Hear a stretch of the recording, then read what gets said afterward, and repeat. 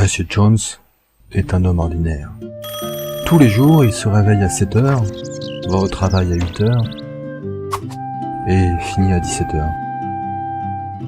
En rentrant chez lui, Monsieur Jones s'arrête toujours pour dîner à Monster Deli. Lundi, il commande des macaronis au fromage, mardi des pâtes vertes, mercredi un sandwich à la dinde, et ainsi de suite jusqu'au samedi. Le dimanche, Monsieur Jones choisit aléatoirement un de ces 3 plats. Ainsi va la vie de Monsieur Jones. Cependant, il y a une petite chose qui fait de Monsieur Jones un être un peu spécial. Ce sont les puzzles. Monsieur Jones adore les puzzles. Bien qu'il ne gagne jamais à la loterie et qu'il y joue très lentement, Monsieur Jones aime les puzzles. Il en possède d'ailleurs une impressionnante collection. Alors que c'est un lundi ordinaire, en passant devant une boutique, Monsieur Jones aperçoit un puzzle extraordinaire. Il est à la fois simple et complexe, composé d'un nombre idéal de morceaux dont leur apparence sont semblables à des cristaux réfléchissants. Monsieur Jones l'achète immédiatement.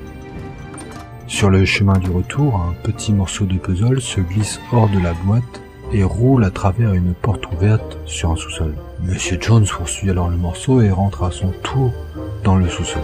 Par coïncidence ou par malchance, dans ce sous-sol se cache un docteur diabolique qui a créé une puissante machine pour conquérir le monde. Une brigade Interpol se trouve aussi dans un recoin de ce sous-sol et prépare l'intervention destinée à arrêter le médecin fou.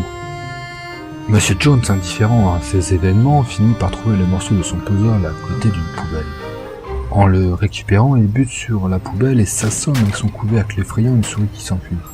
Celle-ci vient heurter des barres d'acier qui à leur tour s'écrasent, brisant une conduite de vapeur.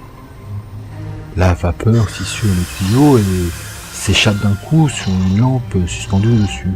La lumière oscillante dérange une chauve-souris dans son sommeil qui s'envole et percute le visage d'un agent de police, l'empêchant de voir.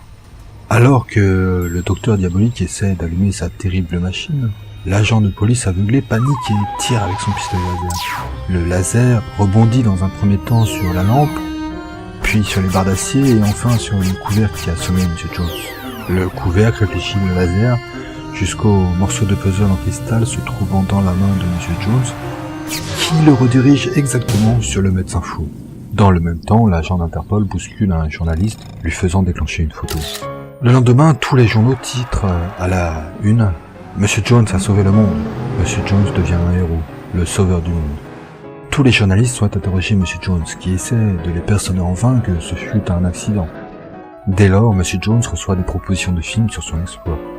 Des livres racontant son histoire deviennent des best-sellers. Il devient une icône mondiale. Sa soudaine notoriété attire aussi l'attention sur son entourage. Alors que son père est décédé depuis une dizaine d'années, les meilleurs amis de celui-ci se connaissent alors qu'il ne les a jamais rencontrés avant. Des autres personnes apparaissent comme sa première petite amie, sa deuxième petite amie et une fille légitime. Après une semaine de folie, M. Jones rentre à la maison le dimanche. Épuisé. Il n'a jamais été aussi remarqué. Pourtant, il ne s'est jamais senti aussi seul. Après une longue réflexion, M. Jones prend une décision.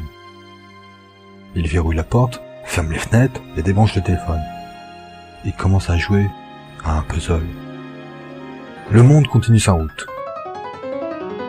Mardi, une célèbre actrice vient de divorcer pour la 47e fois et décide de léguer tous ses biens à son animal de compagnie, une limace de mer. Jeudi, Bellavirus attaque à tous les habitants d'une ville, les transformant en vampires pendant 127 secondes. Vendredi, un artiste revient d'un trou de vers de terre et montre aux gens des photos de son périple. Et Monsieur Jones termine finalement son puzzle. Il est de nouveau ordinaire, la folle semaine semble ne jamais s'être passée. Monsieur Jones, de nouveau heureux.